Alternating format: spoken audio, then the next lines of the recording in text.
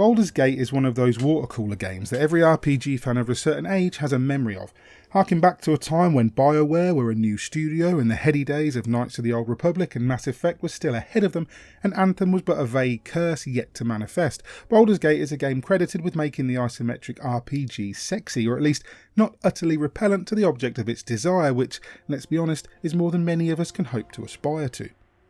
Having seen a recent re-release on Nintendo Switch, Baldur's Gate 1 and 2 and the follow-up Icewind Dale proved two things. Firstly, there's still demand for the universe and format, and secondly, that it really needed modernising. Ironically, the new threequel comes not from BioWare, who, let's face it, need to do some pretty serious damage control if they were to get on anyone's guest list again, but from Larian Studios, an outfit that has been indirectly remaking Baldur's Gate for a couple of decades. Jokes aside though, the reason why this is the best thing that could have happened to this franchise are too numerous to count, but I'll summarise simply by saying that Larian Studios knows its shit when it comes to CRPGs. The collective behind the ridiculously good Divinity series, it has proven itself more than worthy of shouldering BioWare's legacy and carrying it into a new generation. I've had the pleasure of playing through a pre-alpha build of the first act of Baldur's Gate 3, which should be in early access by the time you see this video. Obviously it's far too early to review it properly or even really compare it to the latest and greatest in the genre, but my initial impressions have left me somewhat giddy. Based in the Forgotten Realms universe and setting its stock on the 5th edition Dungeons & Dragons rule set, Baldur's Gate 3's early access incarnation has the hallmarks of a thrilling cinematic adventure.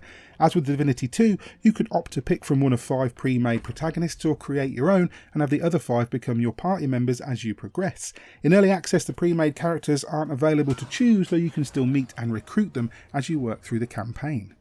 It begins with an extensive character creation suite as you choose from a multitude of races, sub-races, classes and specialities, as well as picking an origin story for your custom character. As usual, I spent roughly the same amount of time in the character creator as I did in the actual game, but it's just so much fun.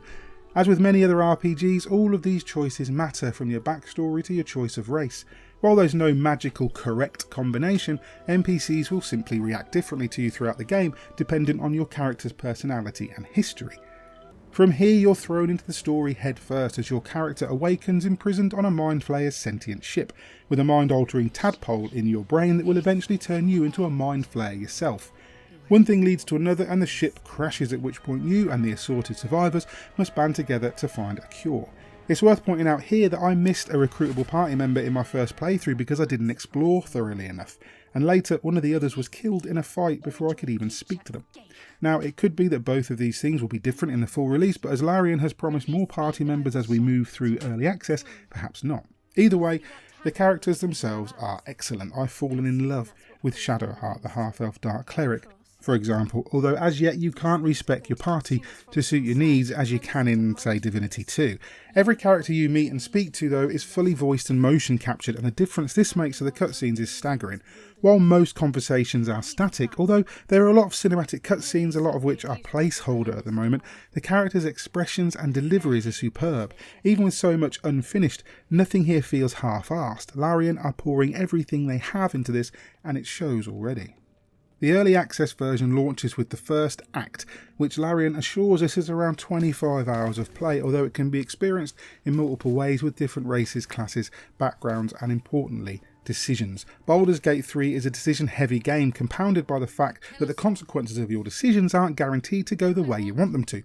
Almost every decision you make has a stat check, whereby a single D20 will determine success or failure, modified by your character's proficiency in certain skills or knowledge in certain areas. It's hard to predict just how deeply this will affect the game, but on multiple occasions I closed off entire quest paths due to a decision made or a fluffed roll, and usually there are no do-overs unless you're not averse to save scumming. And here's a truth bomb for you: some of you won't be able to resist the urge to save scum while Baldur's Gate decides to stick the emotional knife in. When an innocent child is killed because you missed a persuasion check, it's hard to ignore the offer of a mulligan. Because it's not a game that holds back. It's mature from the get-go, mixing in body horror, violent deaths and a smattering of swears like a half-built Game of Thrones episode. Your party members have their own moral alignments and self-justifications too, and they'll agree or disagree with your decisions, which can have powerful consequences down the line.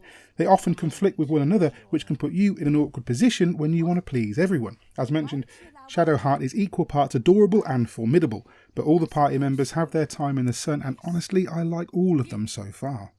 Combat is so far mostly par for the course, lifting an awful lot from Divinity 2. It's turn-based and uses an action point system and percentage to hit like a tactics game. At the moment it feels a little bit stingy, as you only ever have enough points to move and perform one action, while things like reviving down teammates use up all your points in one go, and can lead to an awkward and frustrating loop of reviving a character only to see them immediately struck down again. It's a difficult game, and it seems like luck is almost always against you. There will be other difficulties introduced later, but in the build I played I could only use the classic difficulty and it kicked my ass a lot. The sheer variety of skills and spells and actions, coupled with what is shaping up to be massive build diversity, is staggering. From racial skills and class abilities to scrolls and consumables and talents, your party can synergise in some truly exciting ways, mixing stealth with explosive magic, raw strength with environmental hazards. As in Divinity 2, flames can be applied to your weapons from the environment, while a seemingly unprecedented level of verticality affords tactical advantages to those able to take and hold the high ground. Outside of combat, you'll explore a huge world filled with dangers and treasures and enemies and NPCs. While you can zoom right out for the classic isometric viewpoint, you can also get up close, so it plays almost like a third-person action game. A handy jump move will carry you across gaps, and hitting C will drop you into a stealthy crouch to avoid enemies or get the drop on them. Setting up camp in the wilds replenishes health and cures most ill statuses, and gives you a chance to chat to your companions a la Dragon Age, and yes, romance is on the cards in certain situations. Playing Baldur's Gate 3 in its pre-early access state has had me as giddy as a schoolboy, I'm not going to lie, yet in its current state I'd hesitate to fully recommend it. There's likely to be a long period of development on the following acts, which will add new storylines and areas and enemies and party members, as well as untold quality of life improvements, so unless you're absolutely chomping at the bit to play it, I'd say wait a little bit at least. That said, if you can handle some jank in the tank and don't mind regular patches, or better yet, you want to give active feedback to Larian to help improve the overall experience, there's still a lot of content here, more than you'll get in many full releases. Be aware though, there is some horrendous texture popping. Sometimes NPCs don't move their mouths when they speak, which is a shame, as the lip syncing and motion capture is of an unprecedented quality for this genre, and there are bugs and glitches all over the place. If you're willing to head in knowing this, then you'll still have a great time, but some may want to wait for the finished product, however long that may be.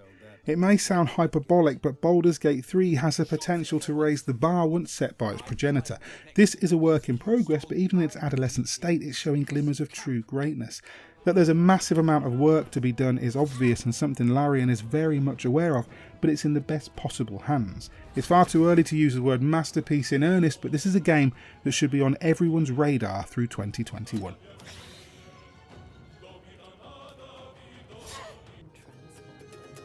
Hey there, hope you enjoyed our preview of Baldur's Gate 3, which is now in early access on PC. It's also coming to Google Stadia.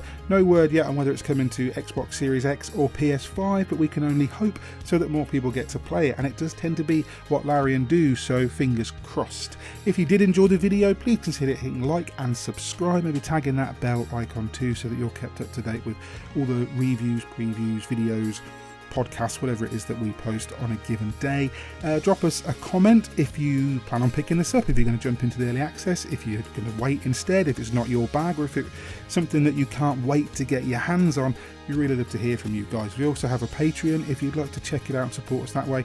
We appreciate everything that you do for us. In the meantime, I've been Mick Fraser for God is a Geek, and you guys have been lovely. Bye.